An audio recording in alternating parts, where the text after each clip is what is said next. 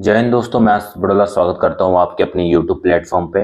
तो इंडिया और बांग्लादेश की आज के डेट में बहुत अच्छे रिलेशन नहीं चल रहे हैं और इसके पीछे क्या कारण है वही हम जानने की आज कोशिश करेंगे।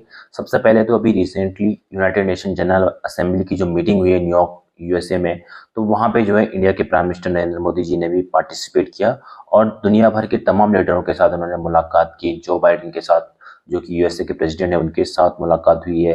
क्वाड की समिट में इंडिया के प्राइम मिनिस्टर नरेंद्र मोदी जी ने पार्टिसिपेट किया। नेपाल के प्राइम मिनिस्टर जो है उनके साथ, जो केपी ओली है, उनके साथ इंडिया के प्राइम मिनिस्टर नरेंद्र मोदी जी ने मीटिंग करी है।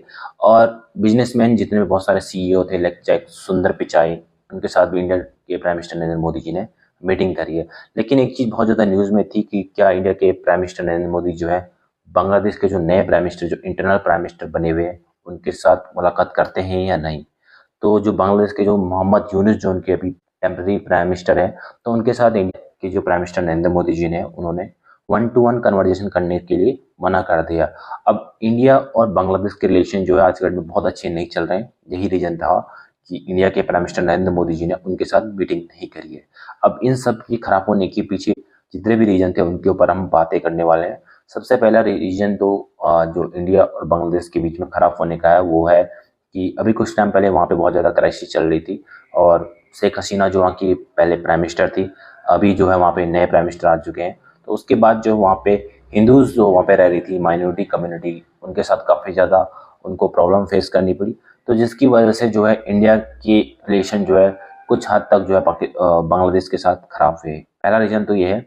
दूसरा रीज़न जो है anti India rhetoric. Like Bangladesh में जमाते इस्लामी एक अपोजिशन है और बहुत सारे जो अपोजिशन के बांग्लादेश नेशनलिस्ट पार्टी और जमाते इस्लामी, ये दोनों का हमेशा एजेंडा रहा है इंडिया, एंटी इंडिया रेटोरिक, तो जिसकी वजह से पावर में आना चाहते थे। नेक्स्ट जो रीजन है शेख हसीना का एक्स्ट्राडिशन।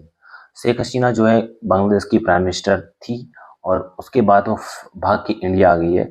तो बांग्लादेश की जो गवर्नमेंट है वो चाहती है कि इंडिया जो है शेख हसीना को, बांग्लादेश को हैंड ओवर करे और बांग्लादेश उसके बाद उनके ऊपर जो भी केसेस लगे हुए हैं, ऑलमोस्ट मोर देन 100 केसेस उनके ऊपर लगे हुए हैं, तो उनकी जो प्रोसीडिंग है वो कोर्ट में चल रही है।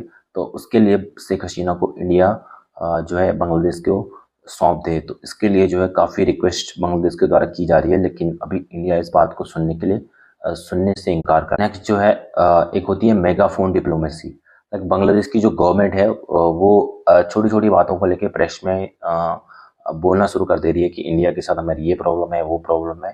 तो इंडियन गवर्नमेंट चाहती है कि आप हमारे डिप्लोमेट, जो हमारी एम्बेसी है वहाँ पे, उनसे संपर्क करिए और हमारी गवर्नमेंट से संपर्क कीजिए। फ़ोन पे आप बात कर सकते हो, लेकिन आप जो प्रेस में आप हर छोटी छोटी चीज़ों को शेयर करने में लगे हो, ये कहीं ना कहीं अच्छी बात नहीं है। और इसी को बोलते हैं मेगाफोन डिप्लोमेसी, कि आप पर्सनल तरीके से बात करिए, पब्लिक में आप छोटी छोटी बातों को शेयर ना करें। नेक्स्ट जो है ट्रेड रिलेशन।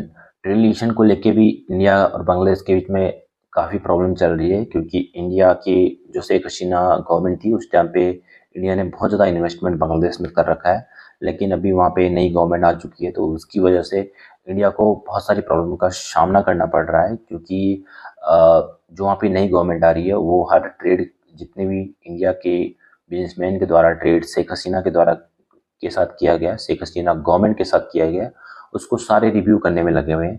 तो अडानी का भी वहाँ पे प्रोजेक्ट था, 80 मिलियन का इन्वेस्टमेंट अडानी जी का जो लोन है, तो उसको भी रिव्यू करने में लगे हुए हैं। तो इस सब की वजह से भी इंडियन गवर्नमेंट को प्रॉब्लम हो रही है।